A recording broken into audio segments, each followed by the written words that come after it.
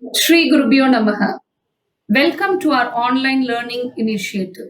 Class 12, Economics, Part A, Introductory Macroeconomics, Unit 3, Determination of Income and Employment. Before learning the equilibrium national income, let us understand the concepts as the theory of income and employment is based on the concept of AD and AS. This chapter covers ex ante and ex post, aggregate demand, aggregate supply, propensity to consume, propensity to save, full employment, and involuntary unemployment. Ex ante and ex post. Ex ante means intended, planned, or expected. Ex ante investment refers to the investment intended to be made during the year. So it means planned. Ex ante savings refer to the desired or expected level of savings. Now let us know what is ex post. Ex post means actual returns or realized returns. For better understanding, let us know what is ex post investment and ex post savings. Ex post investment refers to the actual investment made, and ex post savings refer to the actual or realized level of savings. When it is ex ante, it means it is planned or expected or estimated, whereas ex post is the actual or the real returns. Aggregate demand. Aggregate demand refers to the total value of final goods and services that all the sectors of the economy taken together are planning to buy at a given level of income during a period of time. Aggregate demand refers to the total value of final goods and services. In the economy, we have two types of goods: final and intermediate. So, goods are classified into final goods and intermediate goods.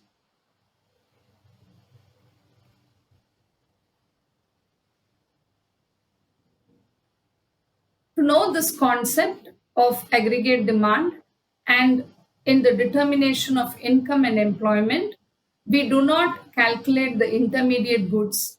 We take into consideration only the final goods. Final goods refers to the goods which are purchased either for production or consumption. So these goods are used either for production or consumption.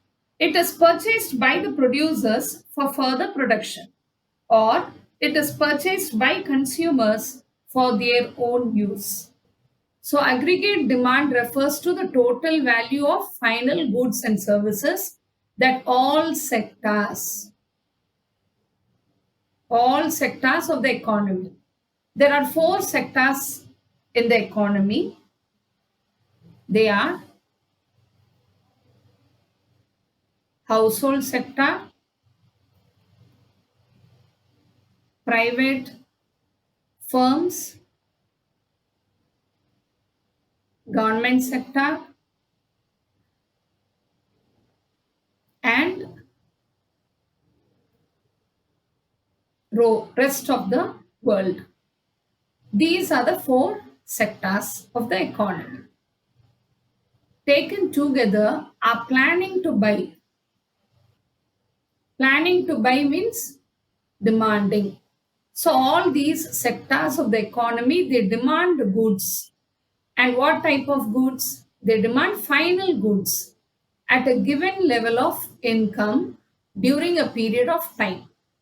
Here, the period of time refers to the fiscal year which starts or begins from April 1st and ends on 31st March. I repeat, aggregate demand refers to the total value of final goods and services that all sectors of the economy taken together are planning to buy at a given level of income during a period of time.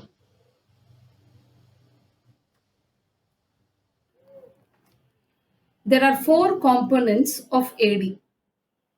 First one is the private consumption expenditure.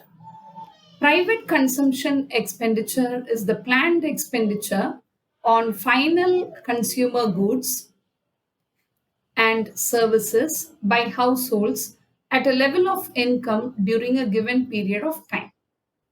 Private consumption expenditure is the planned expenditure on final consumer goods and services.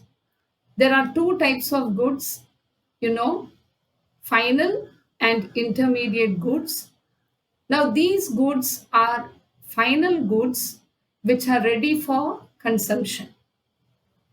And this is consumed by the households. The households demand these goods at a level of income during a given period of time. Households demand goods to satisfy their basic needs. This is influenced by the disposable income.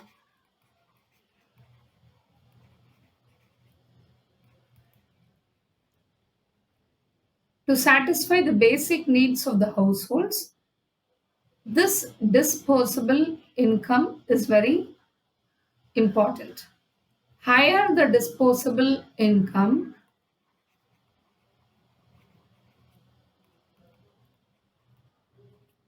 higher would be the demand for the goods, and higher is the private consumption expenditure. The second component of AD is investment expenditure. It is the planned expenditure on new capital goods by producers during a period of time. So it is the planned expenditure on new capital goods. Capital goods are the goods used for producing other goods.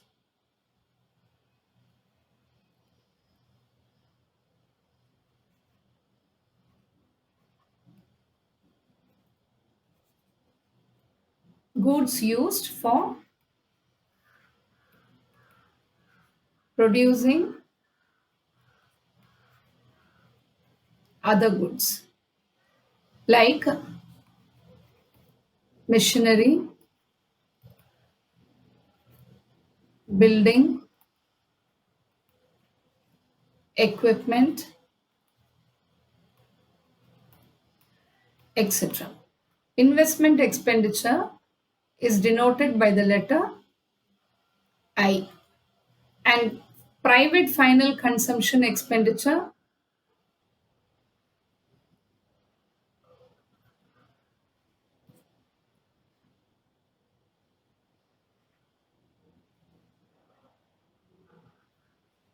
private final consumption expenditure is denoted by the letter C.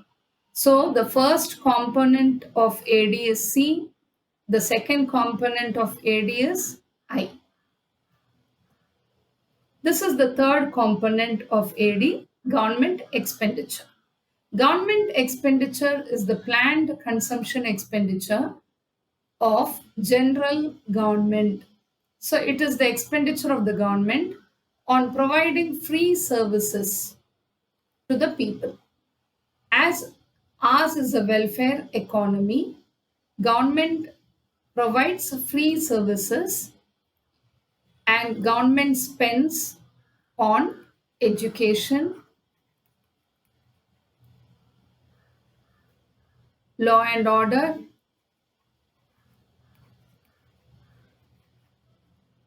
health and sanitation,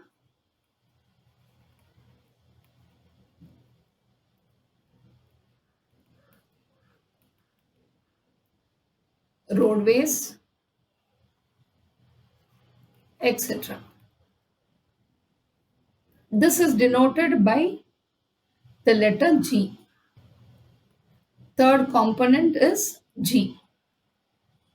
The fourth component of AD is net exports. Net exports is the planned net expenditure by foreigners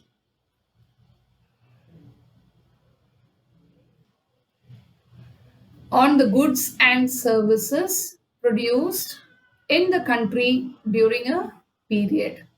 This is denoted by NX, net exports. And we get net exports by deducting export minus import. Export is X and import is M. So it is otherwise the value of exports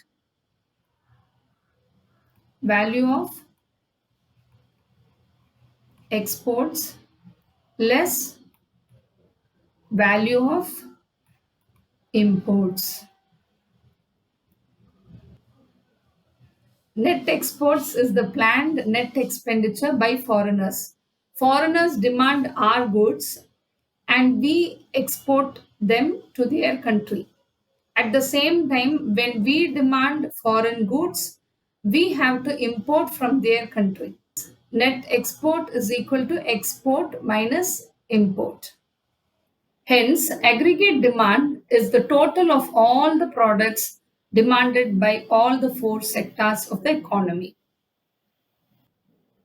It is otherwise AD is equal to the first component, private final consumption expenditure C plus investment expenditure I plus government expenditure G plus net exports, it is NX. So all the four components when we add, we get what is called as aggregate demand. As we are going to deal only with the two sector economy, we only consider C plus I. Aggregate supply is denoted by AS. Aggregate supply means the value of final goods and services planned to be produced by the production units in the economy taken together during a period. So AS means the value. This value is the value of the output, and we take into consideration the final goods. Value of output is the factor cost incurred. Value of output is the factor cost incurred. The factors of production are land, labor, capital, and organization. And the remuneration paid to these factors of production are: for land, it is rent, labor, wages, capital, interest, and organization, it is profit. So this includes rent, wages, interest, and profit. The sum of all this is equal to the national output or the national income. So aggregate supply means the value of final goods and services planned to be produced by the production units. This is produced by the production units as a whole. In microeconomics point of view, supply refers to the quantity of goods an individual producer is willing to supply to the market. But in macroeconomics, supply refers to the aggregate supply, that is, supply of goods and services produced by all the production units. That is why we give here produced by the production units. It means all the production units in the economy taken together during a period. Hence, aggregate supply is equal to national output, and that is equal to national income.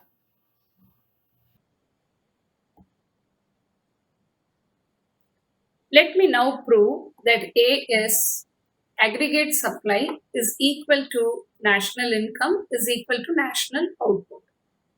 Income is Y, national income Y, consumption expenditure C, savings S, and now we have to find out AS and prove that Y is equal to AS.